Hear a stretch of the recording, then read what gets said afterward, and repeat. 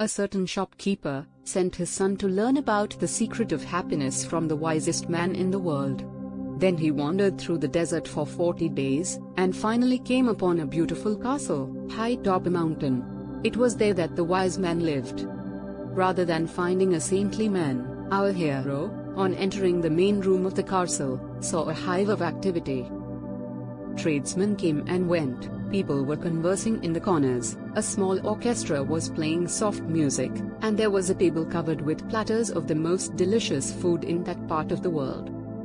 The wise man conversed with everyone, and the boy had to wait for 2 hours before it was his turn to be given the man's attention. The wise man listened attentively to the boy's explanation of why he had come, but told him that he didn't have time just then to explain the secret of happiness. He suggested that the boy look around the palace and return in 2 hours. "Meanwhile, I want to ask you to do something," said the wise man, handing the boy a teaspoon that held 2 drops of oil. "As you wander around, carry this spoon with you without allowing the oil to spill." The boy began climbing and descending the many stairways of the palace, keeping his eyes fixed on the spoon. After 2 hours, he returned to the room where the wise man was. "Well, did you see the tapestries that are hanging in my dining hall?"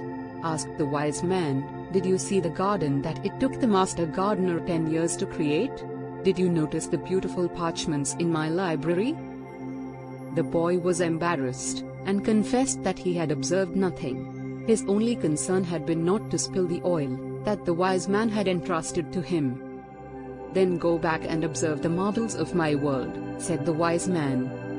Relieved, the boy picked up the spoon and returned to his exploration of the palace, this time observing all of the works of art on the ceilings and the walls. He saw the gardens, the mountains all around him, the beauty of the flowers, and the taste with which everything had been selected. Upon returning to the wise man, he related in detail everything he had seen. "But where are the drops of oil I entrusted to you?" asked the wise man. Looking down at the spoon he held, the boy saw that the oil was gone. "Well, there is only one piece of advice I can give you," said the wisest of wise men. "The secret of happiness is to see all the marvels of the world, and never to forget the drops of oil on the spoon."